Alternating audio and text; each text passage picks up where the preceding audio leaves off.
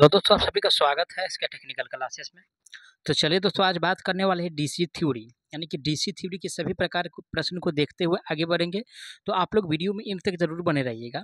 और साथ ही साथ अगर आप लोग कोई भी टेक्निकल गवर्नमेंट एग्जाम का तैयारी कर रहे हैं, चाहे आप लोग यूपीपीसीएल टी2 का तैयारी कर रहे हैं, चाहे बीआरसी का तैयारी कर रहे हैं, चाहे एनपीसीएल का तैयारी कर रहे हैं, तो आप लोगों के लिए वीडियो बहुत हेल्पफुल होने वाला है।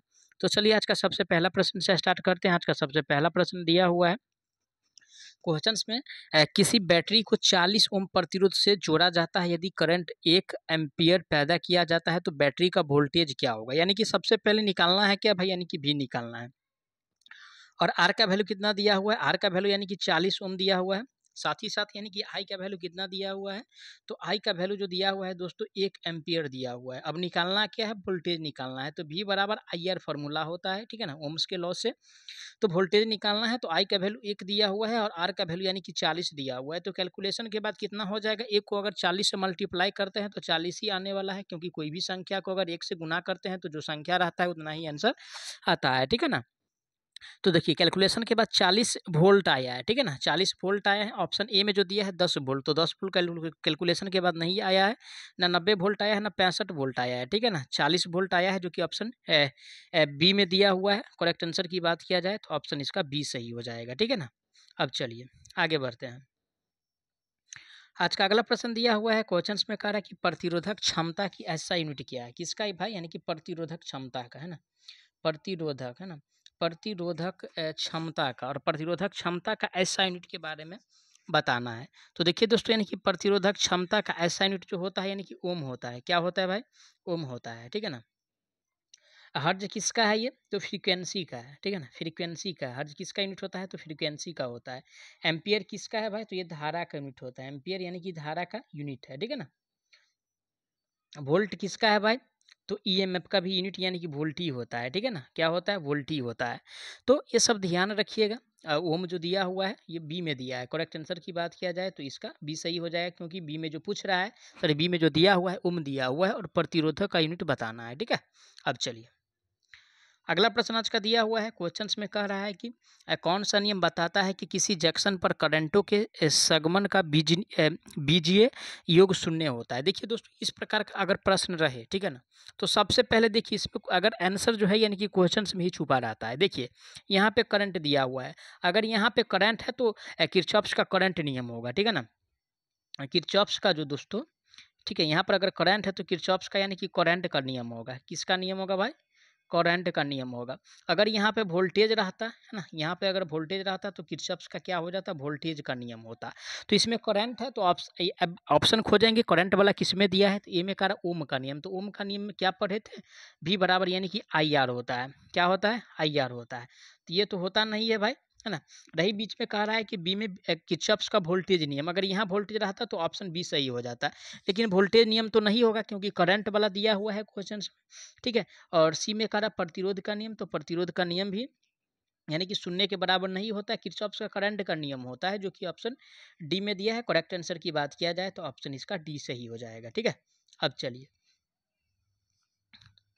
आज का अगला प्रश्न दिया हुआ है क्वेश्चंस में, कह रहा है कि बीआईएस के अनुसार दृष्ट करंट यानी कि डीसी की आपूर्ति में धनात्मक, ऋणात्मक और तटस्थ तार के रंग कोड क्रमशः डैश है, ठीक है। यानी कि डीसी के अनुसार जो दोस्तों यानी कि बीआईएस जो है, ब्यूरो ऑफ इंडियन स्टैंडर्ड के हिसाब से जो रूल रेगुलेशन है उसमें कलर पूछ रहा है, यानी कि धनात्मक का, ठीक है, ऋणात्मक का और तटस्थ तार का रंग पूछ रहा है। तो तटस्थ का मतलब क्या समझिए, आर्थिंग का, है ना, किसका, आर्थिंग का। तटस्थ का मतलब यानी कि आर्थिंग का। तो सबसे पहले यानी कि धनात्मक जो होता है वो लाल कलर का होता है। कौन सा कलर का होता है भाई, धनात्मक जो होता है ये लाल कलर का होता है। उसके बाद जो ऋणात्मक जो होता है यानी कि नीला कलर का होता है। और तटस्थ तार जो होता है वो काला कलर का होता है, ठीक है। न्यूट्रल जो होता है दोस्तों काला कलर का होता है। तो ऑप्शन किस में दिया, ए में करा लाल, भूरा और काला। तो भूरा तो नहीं होगा, ठीक है ना। तो ऑप्शन पहला गलत हो गया, बी वाला भी गलत दिया हुआ है। और सी में जो दिया है लाल दिया हुआ है, उसके साथ नीला दिया है और काला दिया है, ठीक है ना। करेक्ट आंसर इसका सी सही हो जाएगा, क्योंकि सी में जो दिया हुआ है सही ऑप्शन दिया हुआ है। अब चलिए आगे बढ़ते हैं नेक्स्ट क्वेश्चन पे। आज का अगला प्रश्न दिया है, सॉफ्ट सोल्डर में टीन और सीसा का प्रतिशत डैश होता है। कौन सा सोल्डर की बात कर रहा है भाई, यानी कि सॉफ्ट सोल्डर में, है ना। सॉफ्ट सोल्डर में। और सॉफ्ट यानी कि सोल्डर में जो यानी कि टीन और शीशा का परसेंट होता है उसके बारे में बताना है, ठीक है। तो देखिए इसमें यानी कि सॉफ्ट सोल्डर में टीन और शीशा का जो परसेंट होता है दोस्तों 60% दोस्तों सोल्डर होता है। सॉफ्ट सोल्डर में टीन और शीशा का तो सॉरी 60% यानी कि इसमें टीन होता है और 40% दोस्तों यानी कि लेड होता है, ये ध्यान रखिएगा। अगर ऐसे नहीं याद रहता है तो देखिए एक क्या होता है टीन होता है, ठीक है, और एक यानी कि लेड होता है, ठीक है। तो लेड का मतलब यानी कि लो समझिएगा, है ना। अगर पहले लेड पूछ रहा है तो पहले यानी कि अगर कहता कि शीशा और टीन का प्रतिशत क्या होता है, अगर शीशा और टीन का पूछता तो शीशा का मतलब क्या लेड, और लेड का मतलब लो वाला याद रखे हैं तो 40-60 का कॉम्बिनेशन होता है। इसमें कंफ्यूज नहीं होना है तो 40-60 वाला ऑप्शन हो जाता। लेकिन इसमें तो टीन वाला पहले पूछ रहा है बाद में शीशा है तो लो वाला बाद में होगा, ठीक है। तो पहले तो 60% होगा टीन और लो वाला जो होगा शीशा 40% वो लास्ट में होगा। तो राइट आंसर जो होगा इसका डी सही हो जाएगा। क्या सही हो जाएगा? डी सही हो जाएगा। अब चलिए आज का अगला प्रश्न दिया हुआ है, क्वेश्चन में कह रहा है कि एक बंद विद्युत परिपथ में एक आईआर का बीजगणितीय संकेत मुख्य रूप से डैश पर निर्भर करता है। तो किस पे डिपेंड करेगा वो भाई, है ना, वो जो निर्भर करता है वो किस पे डिपेंड करता है उसके बारे में बताना है। ए में जो दिया हुआ है दोस्तों आर का मान, तो आर के वैल्यू पे तो डिपेंड नहीं करेगा क्योंकि भी बराबर तो आई आर होता है ना। ये फार्मूला तो जानते होंगे आप। इसके मध्य से प्रवाहित होने वाली धारा की मात्रा तो मात्रा पे भी डिपेंड नहीं करता है, न ही बैटरी के संयोजन पे डिपेंड करता है, ओनली फॉर धारा के प्रवाह की जो दिशा होता है उस पर ये डिपेंड करता है, ठीक है ना। तो करेक्ट आंसर जो होगा इसका डी सही हो जाएगा क्योंकि डी में जो दिया हुआ है धारा के प्रवाह की दिशा दिया हुआ है, ठीक है। अब चलिए अगला प्रश्न आज का दिया हुआ है, किस नियम के अनुसार प्रत्येक बंद परिपथ में सभी वोल्टापात का योग शून्य के बराबर होता है। देखिए बोले थे भी कि इस प्रकार का प्रश्न में यानी कि क्वेश्चंस में ही आंसर छिपा रहता है। देखिए यहाँ पे क्या कर यानी कि वोल्टापात, और वोल्टता है यहाँ पे, अगर करंट रहता है तो किरचॉफ्स का करंट का नियम होता, अगर वोल्टेज है तो किरचॉफ्स का कौन सा नियम हो जाएगा? वोल्टेज का नियम हो जाएगा। अगर वोल्टेज है तो किरचॉफ्स का यानी कि वोल्टेज का नियम, अगर करंट है तो किरचॉफ्स का करंट का नियम, ठीक है ना। तो देखिए ए में कह रहा है यानी कि फैराडे का नियम, तो फैराडे का नियम कहाँ लागू होता है? तो जनरेटर में लागू होता है, जनरेटर में लागू होता है भाई, ठीक है। और किरचॉफ्स का वोल्टता का नियम, जो कि इसमें राइट आंसर जो होगा किरचॉफ्स का वोल्टता का नियम होगा, जो कि ऑप्शन बी में दिया है। करेक्ट आंसर की बात किया जाए ऑप्शन इसका बी सही हो जाएगा। और रही बात धारा कब सही होता है? जब यहाँ पे धारा रहता तो है, ठीक है। यहाँ पे अगर धारा रहता वोल्टता के स्थान पे तो धारा वाला यहाँ सही हो जाता। अब चलिए अगला प्रश्न आज का दिया हुआ है, क्वेश्चंस में कह रहा है कि किसी बिजली की धारा रोकने वाले पदार्थ की मुख्य विशेषता क्या है, यानी कि जो बिजली के प्रवाह को रोकेगा, है ना, उसका मुख्य विशेषता क्या होना चाहिए। तो देखिए अगर प्रवाह को रोकना है ना, प्रवाह को क्या करना भाई, यानी कि रोकना, और अगर प्रवाह को रोकता है तो उसमें गुण क्या होना चाहिए, ठीक है, जो प्रवाह को रोकेगा। जैसे एग्जाम्पल आप लोगों को अगर दे दे कोई यानी कि जैसे दो व्यक्ति है, ठीक है ना, उसमें से एक शक्तिशाली है और एक उससे कम शक्तिशाली है, तो कम शक्तिशाली वाले व्यक्ति हारना तो तय है भाई। अगर वो दोनों एक साथ जो है कुश्ती लड़ता है तो हारना तो तय है, क्योंकि जिसके पास ज़्यादा शक्ति है वही उसको रोक सकता है ना, उसको कंट्रोल कर सकता है। इसी प्रकार इसमें भी है कि यानी कि उच्च पैरावैद्युत सामर्थ्य होना चाहिए, ठीक है। उच्च पैरावैद्युत का मतलब क्या? पैरावैद्युत का मतलब क्या भाई? जिससे होकर धारा प्रवाह नहीं होता हो, जिससे होकर धारा प्रवाह नहीं होता हो, ठीक है ना, उसी को पैरावैद्युत कहते हैं, ठीक है ना। तो गुण जो होना चाहिए उच्च होना चाहिए, काफी ज्यादा होना चाहिए, तब ना उसको रोकेगा, है ना। तो देखिए ए में दिया हुआ है उच्च पैरावैद्युत सामर्थ्य, करेक्ट आंसर जो होगा ए इसका सही हो जाएगा। बी में करें निम्न गलनांक, तो निम्न गलनांक ये तो फ्यूज वाली बात है, तो यहाँ पे तो ये सब कुछ है नहीं, ये तो रुकेगा नहीं, ये तो धारा ज्यादा होगा तो अपने आप क्या हो जाएगा, पिघल जाता है, ठीक है ना। चलिए आगे बढ़ते हैं। आज का अगला प्रश्न दिया हुआ है ना, न्यूमेरिकल टाइप का है, आप लोग ध्यान से देखिए, है ना। कह रहा है कि 50 वोल्ट दृश्य धारा स्रोत में एक 10 ओम प्रतिरोध जुड़ा हुआ है, प्रतिरोध के माध्यम से प्रवाहित होने वाली धारा की गणना करें। क्या पूछ रहा है भाई? यानी कि धारा का गणना करना है इसमें, ठीक है ना।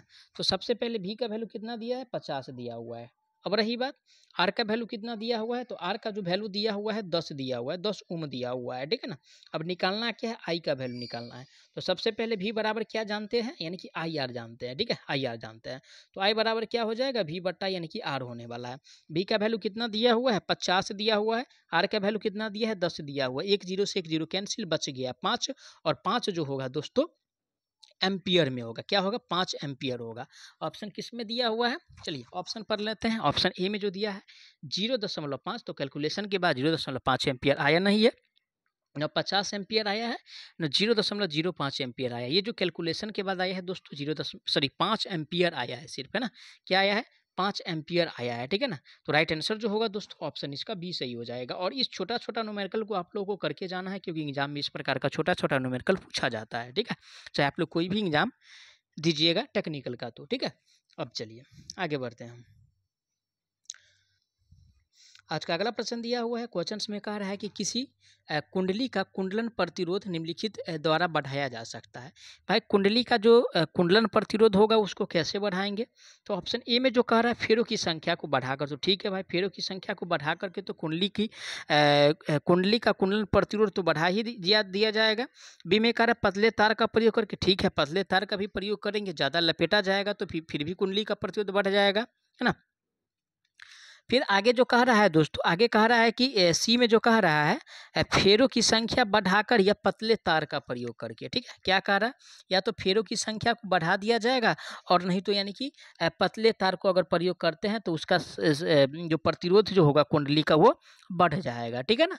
तो देखिए इसमें तो दोनों बात छिपा हुआ है ना। तो ऑप्शन अगर ये सी नहीं रहता तो क्या करते, या तो ऑप्शन ए को मारते हैं और नहीं तो बी को मारते, ठीक है। लेकिन सी है इसीलिए ए और बी ऑप्शन भी दिया हुआ है, ठीक है। अगर सी ये ऐसा ऑप्शन नहीं रहता तो इस दोनों में से, ठीक है ना, ऑप्शन बी और ऑप्शन ए में से कोई एक रहता, ठीक है। तो राइट आंसर जो यहाँ पर होने वाला है सही, वो सी सही हो जाएगा। क्या भाई, सी सही हो जाएगा, ठीक है ना। अब चलिए आगे बढ़ते हैं। देखिए आज का अगला प्रश्न दिया हुआ है, क्वेश्चंस को ध्यान से पढ़ना है, उसके बाद ही उत्तर देना है। देखिए क्वेश्चंस में कह रहा है 3 प्रतिरोध R1, R2 और R3 समानांतर में जुड़े हुए हैं, ठीक है। यदि एक आंतरिक प्रतिरोध R4 इसके समानांतर में जोड़ दिया जाए तो कुल तुल्य प्रतिरोध कितना होगा। तो देखिए R4 को क्या कह रहा है, फिर से अगर जोड़ दिया जाए तो तुल्य प्रतिरोध ज्ञात करना है। तो देखिए भाई R3 तक है, तो सबसे पहले देखिए इस प्रकार का प्रश्न हो तो ज़्यादा घबराना नहीं है, ठीक है। घबराना क्यों नहीं है भाई, तो घबराना इसलिए नहीं है क्योंकि हम ट्रिक लेके आए हुए हैं। क्या लेके आए हुए हैं, ट्रिक लेके आए हुए हैं। तो देखिए सबसे पहले इसमें देखिएगा जो समानांतर क्रम में जो प्रतिरोध जोड़ा हुआ है 3 है, R1, R2 और R3। तो देखिए R3 जो दिया हुआ है दोस्तों, है ना, R3 जो दिया हुआ है ये R3 इससे भी कम होगा। वो 4 नंबर जो प्रतिरोध जोड़ा जाएगा वो इससे भी कम होगा, ये ध्यान रखिएगा। जैसे अगर R1 उसके बाद R2 और R3 और कहता R4 ये समानांतर में जुड़े हुए हैं, और एक आंतरिक प्रतिरोध यानी कि जैसे R5 है भाई, इसको इसके समानांतर में जोड़ दिया जाए तो कुल तुल्य प्रतिरोध क्या होगा, है ना। अगर ये पूछता तो R4 वाला से भी क्या होता भाई, कम होता। लेकिन यहाँ पे 3 है इसीलिए जो आंसर होने वाला है वो R3 से कम होगा, ये ध्यान रखिएगा, ठीक है। क्वेश्चन बनता है इस प्रकार का। ऑप्शन पढ़ लेते हैं। ऑप्शन ए में कर R1 plus R2 plus R3 से अधिक तो कभी अधिक होगा नहीं, क्योंकि समानांतर क्रम में, और समानांतर क्रम में जितना वैल्यू दिया रहता है और जो कम वैल्यू है, जो सबसे कम मान वाला वैल्यू है उससे भी कम आंसर आता है कैलकुलेशन के बाद, ठीक है। तो R1 plus R2 plus R3 बटा 4 ये भी नहीं होने वाला है, R3 से कम होगा, जो कि ऑप्शन सी में दिया है। करेक्ट आंसर की बात किया जाए तो ऑप्शन इसका सी सही होने वाला है, ठीक है। अब चलिए अगला प्रश्न का दिया हुआ है, क्वेश्चन में कह रहा है दृश्य धारा के मामले में क्या है, यानी कि दृश्य धारा के मामले में बताना है। देखिए सबसे पहले अल्टरनेटिव करंट को जानते हैं, उसके बाद यानी कि डायरेक्ट करंट को जानेंगे। तो अल्टरनेटिव करंट का मतलब क्या हुआ, जिसका मान और दिशा दोनों बदलता हो, ठीक है। मान और प्लस दिशा, शॉर्टकट में समझाने का प्रयास करते हैं। मान और प्लस दिशा दोनों क्या हो, पल पल में बदलता है तो उसे अल्टरनेटिव करंट कहते हैं। जबकि और जिसका यानी कि मान और दिशा नहीं बदलता हो, जो डायरेक्ट हो, उसे यानी कि डायरेक्ट करंट कहते हैं, ठीक है ना, डीसी कहते हैं। देखिए इसका फिगर के माध्यम से आप लोग समझने का प्रयास कीजिएगा, है ना। ये क्या है, ये डीसी है, ठीक है। और एसी की अगर फिगर पे समझते हैं तो देखिए ये हाफ साइकिल, ठीक है, पॉजिटिव हाफ साइकिल हो गया, और नीचे जाएगा ये निगेटिव हाफ साइकिल हो गया, फिर ये पॉजिटिव हाफ साइकिल जाएगा, फिर ये निगेटिव हाफ साइकिल जाएगा। ये एसी का है, ठीक है ना, एसी का फिगर है, ठीक है ना। एसी का ये चलने का रास्ता है, ठीक है। डीसी का चलने का रास्ता इस प्रकार होता है। तो देखिए डीसी में क्या होता है ना, मान बदलता है ना दिशा बदलता है, वो नियत यानी कि एक साथ वो चलता है। ऑप्शन पढ़ लेते हैं। ए में जो कह रहा है दोस्तों, ए में कह रहा है कि धारा प्रतिवर्ती दिशा में प्रवाहित होता है, तो ऐसा तो नहीं होता है भाई डीसी में, है ना। डीसी में तो कभी प्रतिवर्ती की तरह तो प्रवाहित नहीं होता है। बी में कह रहा है धारा दोनों दिशा में प्रवाहित होता है, ऐसा कभी नहीं होगा डीसी में। धारा की दिशा समय के साथ बदलता है, वो तो इसी में होता है भाई। सी में करा धारा केवल एक ही दिशा में सॉरी डी में करा धारा केवल एक ही दिशा में प्रवाहित होता है। तो करेक्ट आंसर जो होता है दिया हुआ है दोस्तों ऑप्शन डी में दिया है, क्योंकि धारा एक ही दिशा में प्रवाहित होता है। अब चलिए आगे बढ़ते हैं। आज का अगला प्रश्न पे आगे बढ़ेंगे। सॉरी आज का अगला प्रश्न पे बात करते हैं। नेक्स्ट क्वेश्चन क्या है उस पर बात करते हैं। नेक्स्ट क्वेश्चन आज का दिया हुआ है ना। क्वेश्चन में कह रहा है आर प्रतिरोध वाले तीन प्रतिरोधकों के कितने संयोजन बनाए जा सकते हैं। देखिए आर प्रतिरोध वाले तीन प्रतिरोधक है, कितना है भाई, यानी कि तीन प्रतिरोधक है। और तीन प्रतिरोधक जो दिया हुआ है ना, तो तीन में अपना मन से एक जोड़ दीजिए, बराबर 4 उत्तर प्राप्त होता है। और यानी कि संयोजन जो बनाया जा सकता है, ठीक है, वो 4 कितना संयोजन जो बनाया जा सकता है दोस्तों, वो 4 बनाया जा सकता है, ठीक है ना। क्योंकि जो जो दिया रहेगा उसमें एक अपने मन से जोड़ देना है, ठीक है ना। ये ट्रिक है, ये ट्रिक है, ध्यान रखिएगा, ट्रिक है ये, ध्यान रखिएगा, ठीक है। ये 3 वाले में तो राइट आंसर जो होगा 4 जो दिया हुआ है ऑप्शन बी में दिया है। करेक्ट आंसर की बात किया जाए तो ऑप्शन इसका बी सही होने वाला है। अब चलिए अगला प्रश्न आज का दिया हुआ है, कह रहा है 3 ओम, ठीक है, 3 ओम प्रतिरोधकों को एक त्रिभुज के रूप में जोड़ा गया है, किन्हीं दो कोनों के बीच प्रतिरोध क्या होगा। सॉरी, तो देखिए एक त्रिभुज सबसे पहले बनाने का प्रयास कर रहे हैं। ये भी 3 है, ये भी 3 है और ये भी 3 दिया हुआ है, ठीक है। ये भी कितना दिया है, 3 दिया हुआ है।